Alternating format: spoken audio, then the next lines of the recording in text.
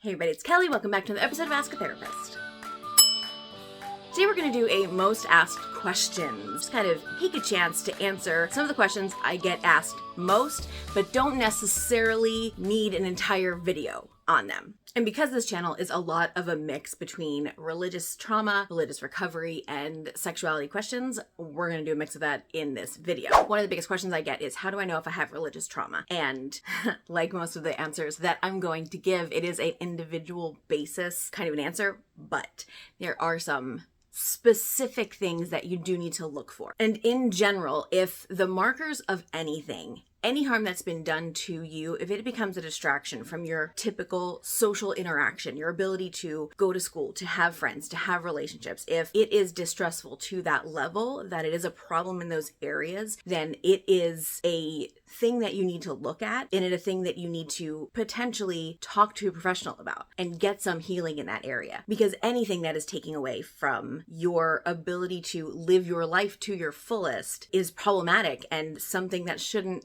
have to be a burden that you carry. It does mean you probably have to do some work on it, though. It doesn't just kind of go away, right? It would be inappropriate for me to tell you, a person I've never met, through a screen, whether or not you have this thing. Like, that wouldn't be fair to you. But some of the signs that it is showing up is, do you have an outsized response to someone mentioning religion? Do you have an outsized response to a family member or a loved one joining or getting more into a religion that is not specifically a harmful thing for them? Like, is that a problem in your relationship with them? Do you have difficulty hearing words that are connected to a religion that you came out of? I think it's really important to remember, it doesn't matter how long you were in a religion. It doesn't matter how deeply you were in a religion. There's no real measure of how intensely you were related to a religion as far as the pain and damage it can do to you in the coming out of it, because it's different for everybody. But some of those are markers that should sort of clue you in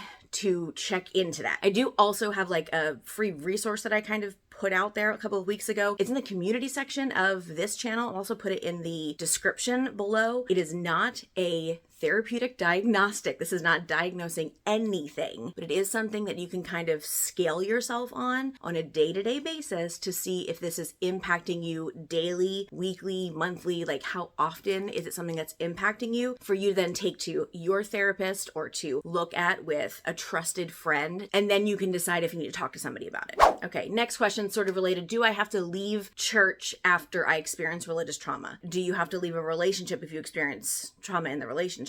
Do you have to leave all relationships after you experience trauma in a relationship? If you take the same question and you put it to in a person-to-person relationship, how would you answer that for yourself? And that sort of might give you the answer on how you would work that in your own life. It would be surprising to me if someone was able to, in a completely healthy way, with all wounds healed, be able to continue without a break in relationship in the same building that caused the trauma. I don't know everybody, so I don't know whether or not that's possible. I can't tell you, but one would think that healing takes some time. Do you have to leave religion altogether? That's up to you. I would never tell somebody they have to. I would also never tell somebody they need to go back to religion if religion's what hurt them. There is no blanket answer to this, and unfortunately that is the answer. I know that people want a yes or a no here, and they want to be able to hold on to that yes or no so that they don't have to weigh that decision, and that sucks that I can't give that, but there's no way to answer that. I wouldn't answer that for someone in my own life who asked me that, let alone to one of you.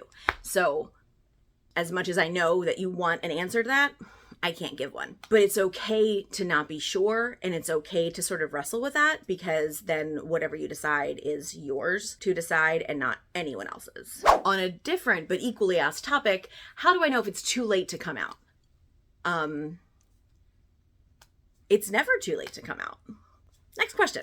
It can feel too late. And I get that. It can feel like you've wasted time.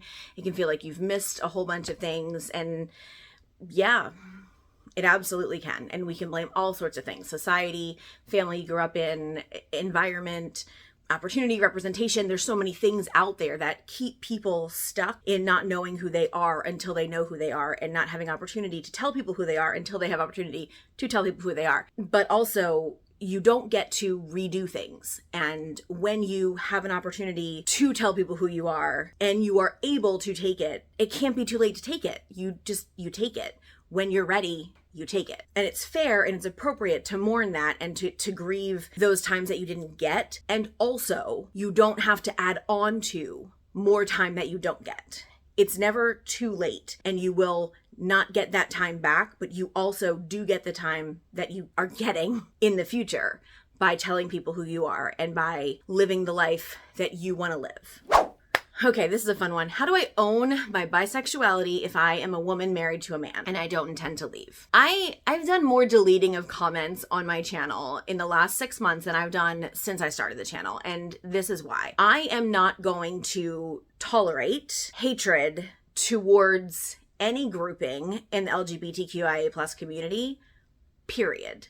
And there's been a rash of comments towards people who are bisexual. There have been some really heinous comments made, and I have deleted those. You are still bisexual as a woman, even if you are married to a man. You are in a straight presenting relationship, but you are still bi, okay?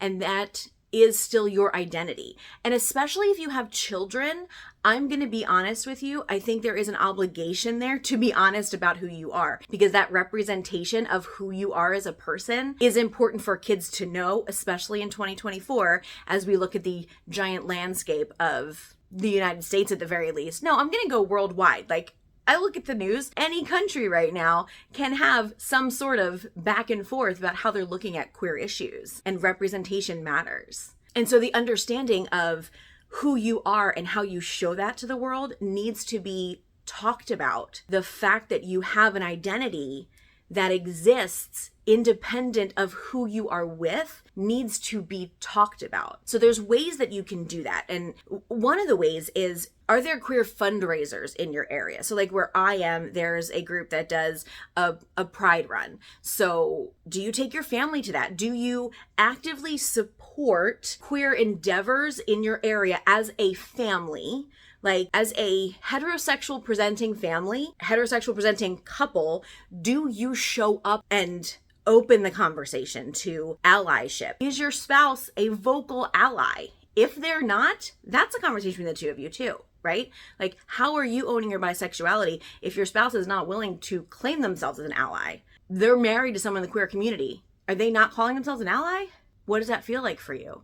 How do you show up for yourself in a marriage where you're married to somebody who's not willing to support you, right? So that's an entirely different conversation, maybe even a kind of different video, I don't know. But those are the kinds of questions you need to be asking yourself. You don't have to hide who you are because of who you're married to. And there's so many ways to own it and still love your relationship. Like, the two do not have to cancel each other out. That's not how it works.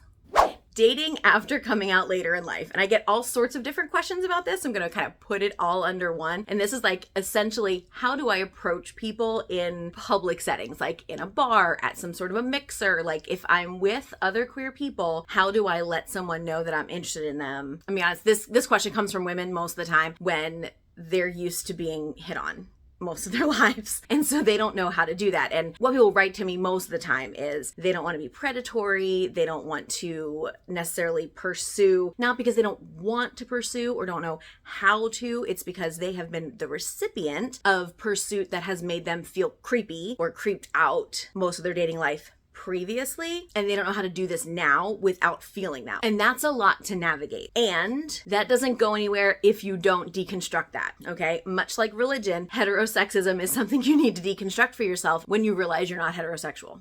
Part of that is asking yourself, what about the approach in the past has been creepy? And when a lot of people sort of pull that apart, what they find was creepy to them is the entitlement, the audacity, if you will. It's not the approach in general. It's the assumption that the approach will be received. It's the assumption that there's an owing of the receiver because they have gotten attention.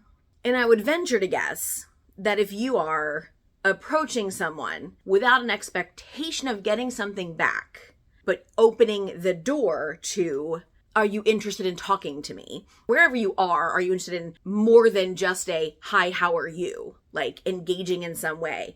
And they say, no, thank you. Like if you are leaving it open for them to say, no problem, no worries, and walk away. If there's no like entitlement coming with it, you've taken a lot of the creep factor out of it already. There are ways to engage in conversation with someone, to be in the moment with someone, and to express your interest in a way that still establishes consent and still leaves space for someone to, with no repercussions, back out of it. When you are in those spaces being approached by a man, it's not just that his entitlement comes into it, it's also like, what's his response going to be if you say no? Sometimes it's just easier to like play along and then give a fake number or whatever so you can walk away, and there's no like immediate consequence to saying no. Like, how do you think we got to the fake number place in the first place? Right? Because you have to give something, you have to do something to get out of that interaction. It does take a little bit of work, and it does take a little bit of like second guessing and questioning, and I'm not going to disagree with that. So it's going to take a little bit of practice. We are never entitled to anyone's time, attention, definitely not entitled to anyone's body ever, and we're not entitled to anyone's space, okay? You absolutely can express interest in getting to know someone. There's nothing wrong with that. Also, if they are not interested, that's okay. That's just not a dig at you. You don't have to take it personally, but you do have to take it, right? You have to like, go. That's fine. Just go. Okay, and the last one, again, this is a bunch of them broadly asked. I'm putting them together because it's about expression. And this gets so complex. And the more I'm thinking about this, I guess this could be its own video also. A lot of these are broad strokes that I will do individual videos on if you want them, but I'm just not sure if you want them. So I guess I need you to comment and tell me if you want these to be independent videos. And if you do, what do you want them to be? Like, which ones do you want? Anyway, when you are learning who you are and like telling people who you are, one of the ways that is most convenient is in how you dress, right? How you present yourself, presenting yourself more masc. Are you presenting yourself more femme? Sometimes it's easier for people to know who you are in how you present yourself. And you can't forget, you need to be presenting yourself how you're most comfortable. You should be dressing in the clothes that are comfortable for you. First and foremost, because you should be comfortable in your own body. Like, you have the right to be comfortable in your own body and in your own clothes. But the question that I get asked by a lot of people is, well, how do I present in order to let women know who I want to be in the relationship? If someone's bi, say, and they want to date women, do they have an obligation to dress more masc? And then if they're dating men, do they have an obligation to dress more femme? Or like, what's the deal? Like, how should they be presenting in order to read to the population as who they are? And that is a question for the ages, and I'm not going to have an answer for that because it's so different for everybody, and how we understand ourselves based on how we are dressed and what we think we should be wearing based on the part that we sort of play out with our partner is a learned response based on what our upbringing and our life has told us. So like, for instance, if you feel like when you're with a man, you're supposed to dress more femme, supposed to, not like to, supposed to. There's a difference. If you're with a man and you feel like you're supposed to dress more femme, that's because that's what you've always thought. If you like to dress more femme when you're with a man, then like, zero problem. You know what you like. So just do that, right? Like, do what you like. If when you're with a woman, you feel like you're supposed to dress more masc, that's where you need to work through that a little bit, right? Because it's the supposed to that is the conversation piece, right? Where does that supposed to come from? Who is saying you're supposed to? Is it your partner saying that they want you to dress this way? Are you assuming that the part you're playing in the relationship means you have to dress that way? We all feel differently when we put different clothes on, right? But if you aren't coming from who you are and what you like to wear in the different situations, any of that supposed to should be cluing you in on more of that internalized, essentially internalized misogyny, because it's what misogyny has told us the roles of the world are supposed to be. It's cluing you in on some more of that sort of deconstructing of roles that you can be doing in your life. When you do that, how you do that is completely up to you. You get to decide that. Like, no one can tell you when to do that. But if that discomfort is causing you distraction, if that discomfort is causing you problems in relationship, doing it sooner than later is probably a good idea. Because again, like I said in the beginning, anything that is causing problems in relationship, in functioning, in your ability to do your work, to, I don't know, go out and have a good time, to like just relax, anything that's causing problems in those things are things that you should be paying attention to sooner than later. All right, that's it for today. If you liked any of these things or want them to be made into longer videos, go ahead and comment that down below and I will do that. I will see you all next time, and until then, take care of yourselves and each other.